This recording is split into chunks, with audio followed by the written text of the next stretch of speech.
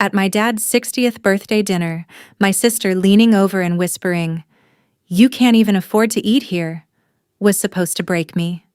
She smiled, holding court at the head of the table while making sure everyone knew she was paying for the meal. My parents lowered their eyes, uncomfortable, but silent. I didn't say a word. I just took a slow sip of water and waited.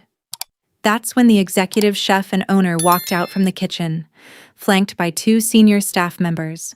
He bypassed my sister entirely, marched straight to my seat, stood at rigid attention and said, "Colonel Carter, is everything to your liking tonight?" The silence at the table was deafening. My sister's smug smile froze. My dad's fork hovered in midair. "Why did he call you that?" she stammered. I just smiled. Follow my story until the end to see how it played out, and comment the city you're watching from so I can say hello. My name is Emily Carter. I'm 28 years old, and for as long as I can remember, I've been the invisible background character in my own family's story. If you asked my parents, the starring role had always belonged to my older sister, Vanessa. Vanessa was loud, polished, and obsessed with status. She worked in corporate PR, wore head-to-toe designer clothes, and never missed an opportunity to remind everyone how much money she was making. I, on the other hand, kept my head down. While Vanessa was building her image, I was building a career in high-level government logistics and strategic management, a world where quiet discipline matters far more than flashiness. To my family, though, my job was just a vague, boring desk assignment, and I was fine letting them think that. When my dad's 60th birthday approached, Vanessa immediately took charge. She booked a private table at Vanguard Prime, the most exclusive high-end steakhouse in downtown Chicago, a place with a 6-month waiting list and prices that could make your eyes water. She made sure everyone knew she was paying for it, using the occasion as her ultimate victory lap. The morning of the dinner, my phone buzzed. It was a text from Vanessa. "Hey Emily, Dad's big night is tonight. Please wear something presentable and try not to get embarrassed by the prices. We know you're on a modest budget, so just let me handle the order." I didn't argue. I just locked my phone, put on my simple charcoal blazer, and headed out. The glass doors of Vanguard Prime opened into a world of polished mahogany, dimmed crystal chandeliers, and the low hum of high society chatter. The moment we stepped inside, Vanessa assumed her position at the center of attention. She strutted up to the host stand, practically dropping her designer purse onto the ledge. "Reservation for Vanessa Carter," she announced, her voice pitched just loud enough for neighboring patrons to hear. "The VIP booth near the glass cellar." I spoke with management personally. The host offered a polite, practiced smile and escorted us through the main dining room. As we walked, Vanessa didn't miss a beat. She spent the entire walk boasting about her latest corporate promotion, her husband's high-stakes real estate deals, and how she'd had to pull a few strings just to secure this table for Dad's 60th. My parents looked thrilled, practically beaming with pride.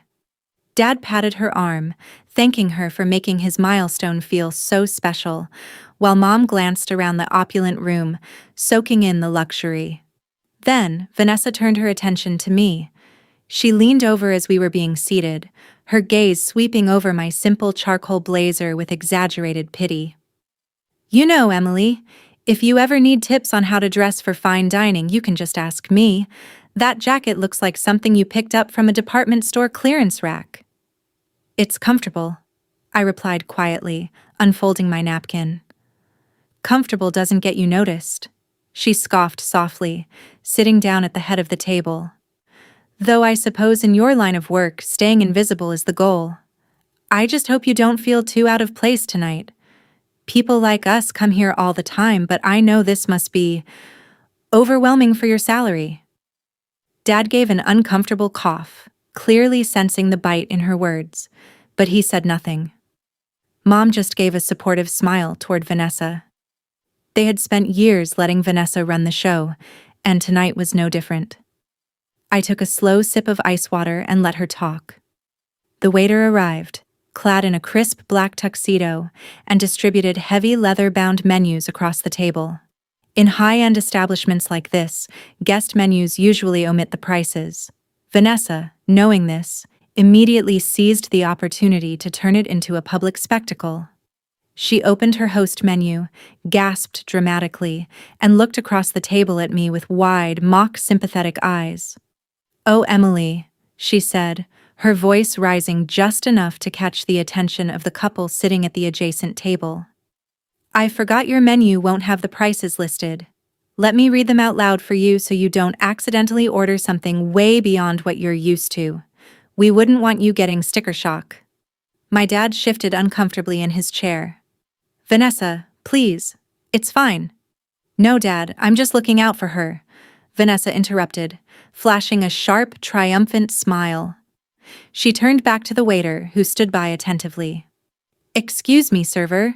Do you happen to have a simple garden salad or perhaps a kid's menu for my sister? She's on a very strict government budget, and I don't want her feeling guilty about what I'm spending tonight." The waiter blinked, visibly taken aback by her condescending tone, but remained professional. I sat calmly, holding my menu, completely unfazed. I looked up at the waiter, met his eyes, and offered a polite smile. "I'll have the 24-ounce dry-aged bone-in ribeye, medium rare, with roasted garlic butter and a side of truffle fries, please." Vanessa's smile instantly vanished, replaced by an irritated glare. "Emily, that's literally one of the most expensive cuts on the menu. I offered to pay for Dad's birthday, not to finance your sudden desire to pretend you belong in a place like this." "You told me to enjoy myself, Vanessa," I replied coolly. "I'm just taking your advice." Before Vanessa could launch into another tirade about the bill, the heavy wooden doors to the kitchen swung open. A tall man in a sharp executive chef's jacket, flanked by the restaurant's general manager and two senior waiters carrying a covered platter, stepped into the dining room. It was Chef Julian Vance, a legend in the culinary world and the renowned owner of Vanguard Prime. Vanessa's eyes lit up immediately. She sat up straight, practically glowing at the prospect of rubbing shoulders with high society in front of us. "Oh, look," she whispered loudly, patting her hair down. "That's Chef Julian himself. He must be coming over because he saw my name on the VIP reservation list. Watch how a real professional operates, Emily." She cleared her throat, pushed her chair back, and held out a hand with a practiced, radiant smile. "Chef Julian, it is such an honor to finally—" Chef Julian didn't even glance at her extended hand. He walked right past her, stepping straight up to my side of the table. He stopped, came to rigid, crisp attention, and offered me a warm, deeply respectful smile. "Colonel Carter," he said, his rich voice echoing softly across the quiet dining room. "It is an absolute honor to have you dining with us tonight. Is everything to your complete liking?" The silence that fell over our table was absolute. My dad's fork hovered inches from his mouth, completely frozen.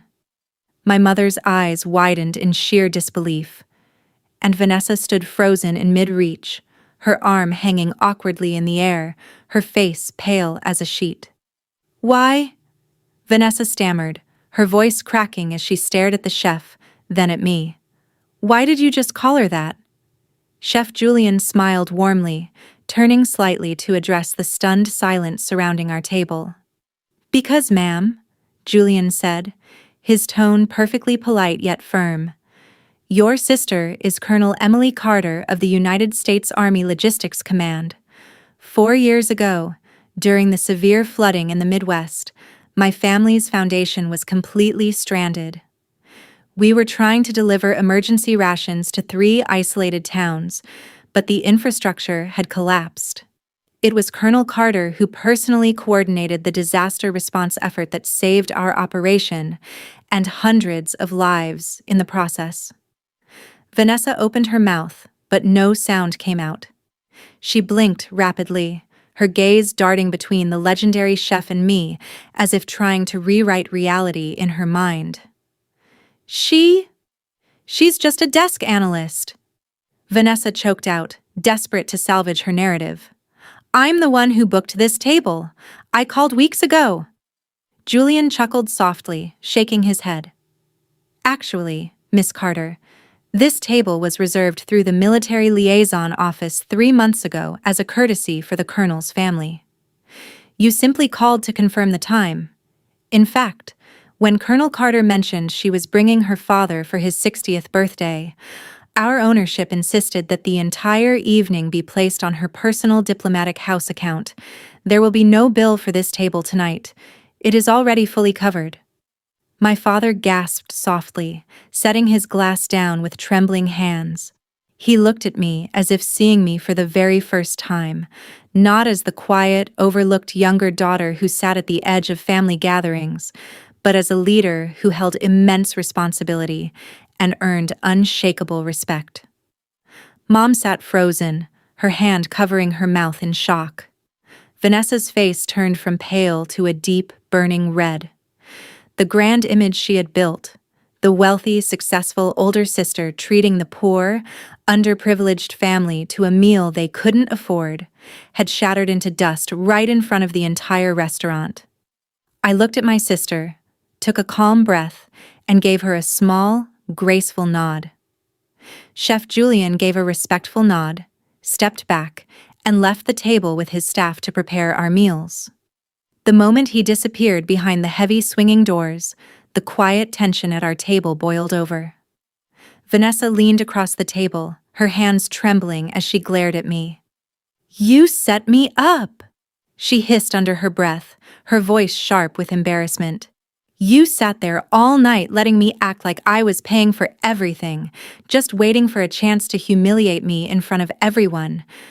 Why didn't you just say something, Emily?" I set my water glass down with a deliberate, soft click. "I didn't set you up, Vanessa," I said, keeping my voice steady, cool, and perfectly calm. "You built this entire evening on the idea that I was lesser than you. You sent me texts warning me not to embarrass the family. You tried to order me a kid's menu.